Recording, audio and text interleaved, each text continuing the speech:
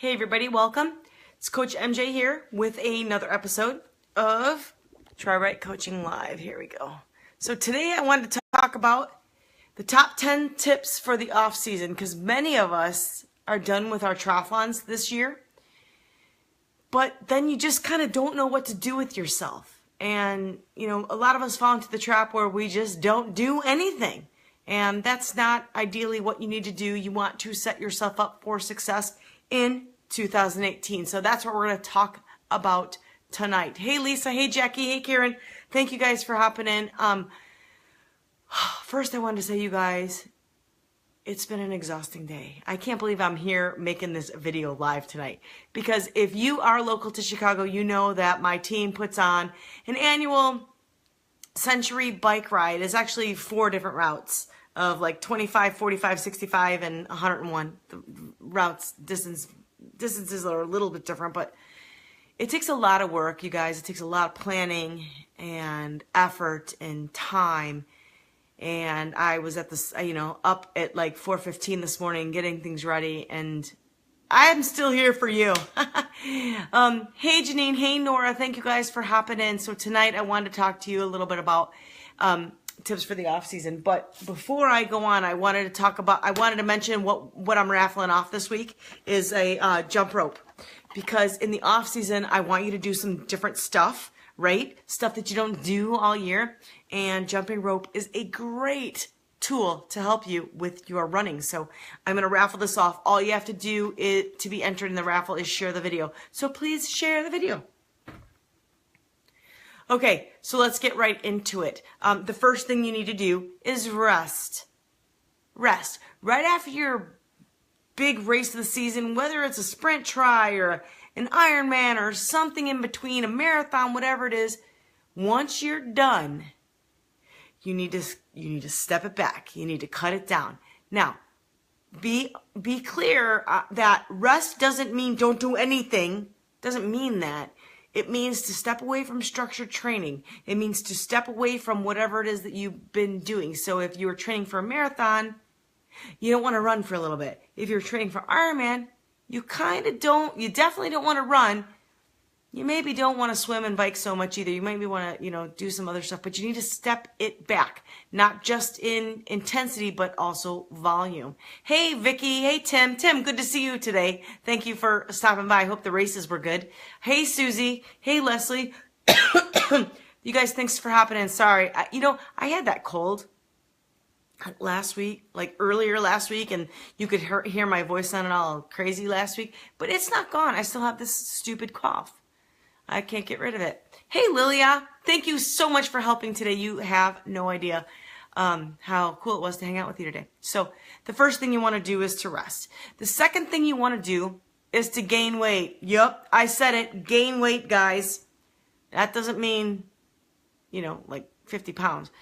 But when you're training hard and you're racing hard and you're, in this training regimen and you're eating really, really well, it's okay when it's time to kind of let your foot off the gas pedal, step back and gain a few pounds. And I depending on who you are, it might be like 5 to 10.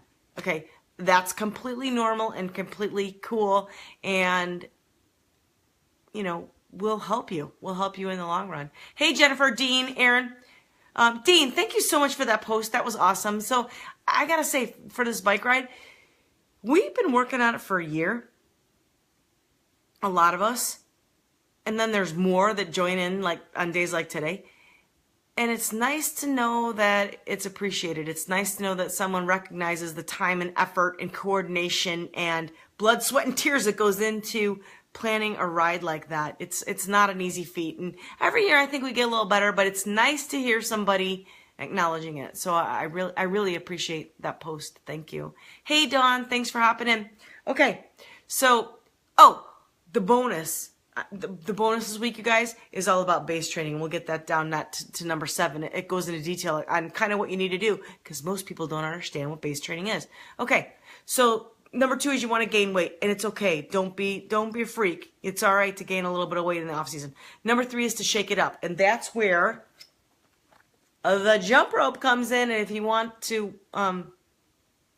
be entered for the jump rope, all you have to do is share the video. I'll put you in for the raffle. That's all you have to do. So shake it up. And what does that mean, you guys? It means to do different things. Here's the thing. Your body gets used to what you're doing. So if you're swimming, biking, running all the time, swimming, biking, running, your body gets used to that. And how you mix it up and how you go from this plateau and this flat level to, oh my gosh, look where I went next year, is to shake it up and change things up. So add rowing, add cross-country skiing, kickboxing, yoga, whatever it is. It's just stuff, because when you're in the thick of triathlon season, I know just as well as you guys, we should be doing yoga and Pilates and all this other great stuff for us, but who has time? Because it's about specificity. And if you want to be a good swimmer, you have to swim, a good biker, you have to bike, and a good runner, you have to run. So all those other things kind of get thrown out the window, right? If you're supposed to be doing these long rides and long runs, and then all this other short, fast stuff in the middle of the week, we have lives. We can't fit it all in. So now's the time to do it. Do something different. Shake it up. Mix up your routine. If it's, go to a different gym. Mix up your training partners, whatever it is. Do something different, because when you start to do the same thing over and over and over, number one, your body gets used to it. But number two, that's when boredom might set in, and you don't want to be bored, especially in the middle of a season. You just don't want to ever wake up and be like, I don't want to have to do that run with the same people on the same route. That's another thing. Just mix it up. Ooh, next week's topic, trail running, benefits of trail running. That's a great way to mix it up. If you're still going to run, because a lot of us do, right? Mix it up. Maybe you're always on the street. Maybe you're always on the treadmill. Mix it up. Go to some trails. So next week's topic is going to be benefits of trail running. Number 4 is to strength train. And again, when I coach my athletes, I do have strength training in everybody's plan. And I watch really closely to see who's doing it and who's not. Because some people just, again, can't fit it all in. And the very first thing, if we're training for something, the very first thing that needs to go is that strength training. And it changes throughout the year. Just because you're doing X, Y, Z in, say, I don't know, November or January or March, that's not what you're doing in May and June and July. It has to change. You have to change that according to what your goals are and what you're trying to accomplish. Hey, Dan, thank you so much for coming today. It was so good to see you. I'm glad. I'm excited for that you did the whole 100 with your injury. I didn't even think you were going to be able to ride today. So it was great to see you out there, and love that you were riding with Jackie. Okay. Number 5, consider a single sport focus. Now, this is for those of you that you have a weakness, and it's a I don't want to say it's a big weakness. That doesn't sound right. I want to say it's decidedly in other words, if your swim, bike, run are all kind of level, it's hard to tell what that weakness is. But if you're a swim and you're down at the bottom 20% of finishers is down here, but your biking and your running's up here, guess what? You got to bring that swimming up to the rest of your disciplines. So you may want to consider a single sport focus. Same thing with the bike. If you're a pretty strong swimmer, but your bike, everybody passes you, you can't hold your age group status. So if you're 50% in all of those, fine. Then you have to bump them up all equally. But if you look at your results and not just one race, you guys, you have to look at it over the course of several races and maybe even several years. So, and that's kind of what I did. So my swim was always, pretty good at the swim. My bike was here and then I got to here, but my run was always way down here. So I knew what I had to work on, and that was run. So take some time to maybe spend a little bit of single sport focus to improve that, build it up so that next year it's not your weakness anymore. It's at least level with the other disciplines. All right. If you want to win, I'm giving away a jump rope. Okay, a jump rope. It's actually a pretty cool one. All you have to do is share this video, you guys, to be entered in that raffle. All right. The next thing is to set your goals. Yes, in your off season, I want you to set your goals for next year. Don't wait. And Even if your goals, what you thought your goals were like a month or two ago, they may need some re-evaluating, because you may change your mind, and what was important to you, 4 months ago or 3 months ago may not be important to you in 6 months or in 12 months. So set those goals, right? You want to just kind of break it down and think about what's really important to you. And again, you guys, this is really personal. So many people don't care about a podium finish, or first of all, I think a lot of people don't think they can ever get there, but I beg to differ. But maybe it's about experiencing different venues. Maybe it's about taking on another distance, a step up, right? Whatever it is, figure out what that goal is, and then, set your goals. Oh, I'm sorry, then you're going to plan your races. That's a little bit up, but set your goals. So think about that. Think about what you need to accomplish to get to those goals. Then 7, base training. This is a really important thing that a lot of people I don't think understand, and that's why this week's bonus. So if you want this, all you have to go to TriRightCoaching.com/bonus. A lot of people don't understand what base training is. And you guys, it's not just, well, I'm swimming and biking and running in the off season, so I'm doing my base training. I've broken this down for you. First, I'll give you a definition of what base training is. This is in the bonus, not today. This is too many things to talk about. But I'm going to give you a definition. I'm going to tell you it's really 12 weeks. A base training phase is 12 weeks. No matter what. Right? So that means those 12 weeks have to be before you get to your build phase, right? And then your race phase, your taper phase, all of those things, what you need to do is figure out what you do to those 12 weeks. And I've broken that down for you into what you need to do in weeks 1 through 4, and then 5 through 8, and then 9 through 12. Okay. I can't tell you exactly what you need to do because I don't know you, only you know you, and your goals may be different than everybody else. But when you look at this bonus, it will help you decide, first of all, when you need to start the base training. Because right now, if you're on the rest, I don't want you to be doing a whole lot of structured workouts. I want you to go out and have fun and do different things. But when you start to get to the base phase, you got to add that structure back in. Okay? Sometimes it's intensity, but sometimes it's endurance. When are you going to add that in? When does strength training come in? All of that I put in the bonus. So if you want to grab that, all you have to do is go to TriRightCoaching.com/bonus, and it outlines everything. I didn't print it today, but it'll outline everything for you so that you can go back and figure out how you need to set up your base training phase. Hey, Carrie. Hey, George. Thank you guys for hopping in. Okay. Number 8, find a plan. Doesn't have to be a coach, although I think a coach is great, obviously. Doesn't have to be, but find a plan. What I don't want you to do is go into your season blind. Don't just, I'll just wing it. Winging it's the worst thing you could do. And here's why. Whether you do well or you don't do well, you are not going to remember what you did to get those results, so that you can either, if you did well, repeat it, and if you didn't do well, avoid it, right?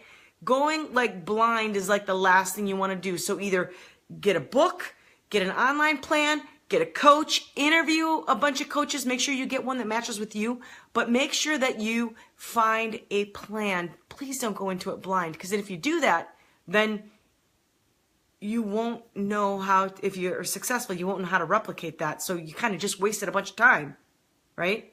So what I want you to be able to do is figure out, here's my structure, here's what I'm going to do, and then know if it's working or not working, and then adjust accordingly, okay?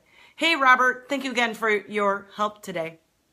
All right, so find a plan. Number 9 is plan your races. So after you set your goals, then I want you to plan your races. And when I say that, I don't mean that you have to go ahead and sign up for them all now. That's not what I'm saying, but plan them, or plan tentative or goals. Okay, so for example, it's like Robert, I know is shooting for an October Ironman next year. Well, okay, so if you got that October Ironman, you're probably going to want to do at least a half, maybe even 2 before that. So you need to back that up. So here's the Ironman. The half can't be too close, but you don't want it to be too far away either. back it up. And then before that, what are you going to do? Are you going to do a sprint? You're going to do an Olympic? Is there anything that like you want to repeat from last year that you really want to do to improve and kind of gauge your progress? So I think you did steelhead this year, right? So do you want to do steelhead again? See how far, see what you can improve on that? Or did you want to try something else, a little bit different time frame, right? Or do you want to do something that's different, that's a different terrain, maybe a little something more closer to the Ironman that you have planned? So you got to plan all those things out, right? So in doing that and setting the plan, you want to start with the end in mind. And I think I said that in a prior video, but you don't just go into, I'm doing an Ironman next year, I'm going to start training tomorrow. It's not, no.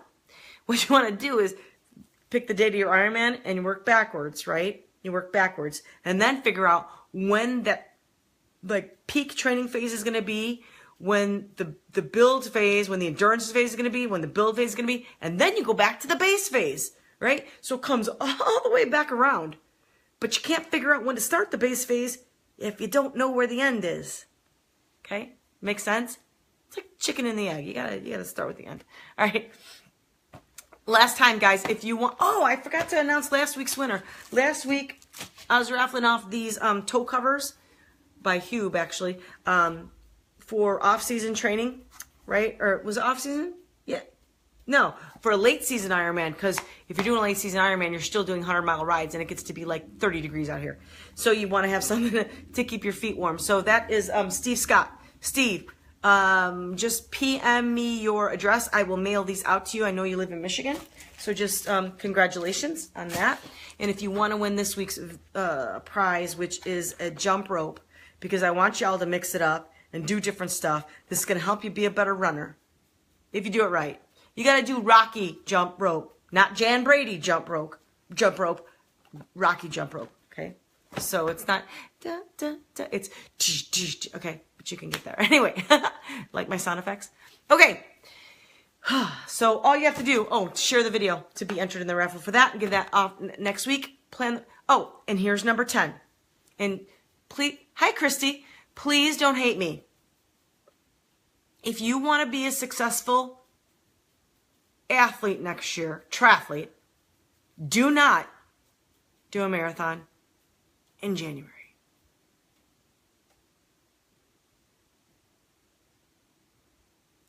Especially if you're doing an Ironman next year. Don't do it.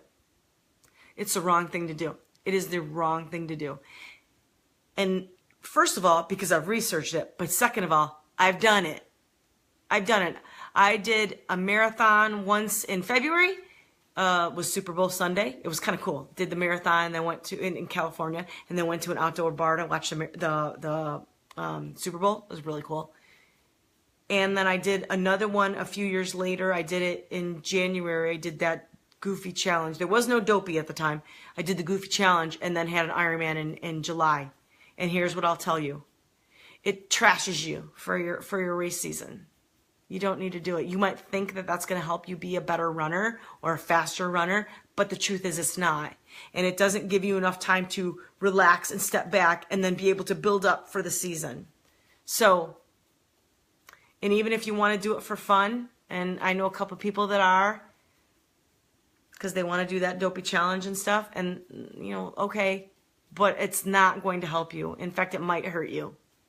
So that's my advice on that. And one thing I'll tell you guys, I tried it. I tried doing a marathon, because you want to do a marathon, right, in preparation for your Ironman. No, you don't. No, you don't. It never worked. It never worked for me. I did that a few years. And every single year, I felt my Ironman marathon time suffered because of the earlier marathon I had done. So when I really wanted to focus and be good at Ironman, scrap the marathon, just be good at Ironman, I did not ever race another marathon outside of Ironman. And that's why I don't have the 50 states anymore. I got to 27 states for marathons because I thought I wanted to be one of the marathon maniac people. And then I just wanted to get fast. I'm like, I don't care about doing all 50. It takes a lot of time, a lot of money. I just want to be fast. And then work towards just getting that marathon time in my Ironman down lower. So that's kind of how I did it. Hey, Amanda, just got ready to hop off, but thank you guys so much for hopping in. So next week's topic is benefits of trail running, and I think that's really important, and why it ties in is because I want you to shake it up. I don't want you to keep doing the same things that you've been doing. So if you've been doing treadmill runs, or if you've been doing trainer rides, and if you've been doing well, I guess pool swimming, we're kind of stuck pretty soon here, you guys, as it's getting cold, at least in the Midwest. But change it up for a little bit. It'll make it fresh. It'll make it more exciting. Your body won't know what to expect, and you know what your body does then? It adapts, and what happens then it gets stronger. So that's kind of what you want to do. So for the last time, TriRightCoaching.com/bonus, I cover base training, because so many people, I think, don't understand what base training is. You think that you're just training, and so that makes it your base. No, you've got to have a little more structure. You have to have a little more plan to it than that if you want to see good progress and results in your season. So thank you guys for hopping in. I can't see any comments or likes or hearts. Again, I know this happened like a few weeks ago, and I know you're probably doing it, but I don't see it. So last time, share the video if you want to be entered in the raffle for this jump rope, because you want to shake it up, and you're going to use this jump rope in your off season to make yourself a better athlete, a better runner. Oh, you know what else is good? Stair climbing. Stairs. Because stairs are great. They're so helpful for running. But who has time when you're training for like triathlon and you have swim, bike, run all the time? Okay, so stairs are another really great off-season training exercise. So thank you guys so much for hopping in, sharing. I appreciate you sharing a little bit of your Sunday night with me. Thank you again to everybody who participated or volunteered or donated to the TriRight 101 ride today. It was, I have to say, it was our 8th year, our best year ever.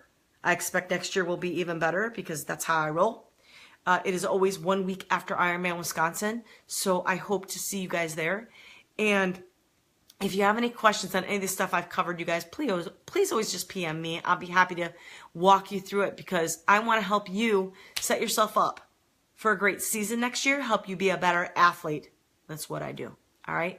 So thank you guys so much. Tune in next week when I will talk to you about the benefits of trail running. So have a great week, guys. Thanks for hopping on. See you soon.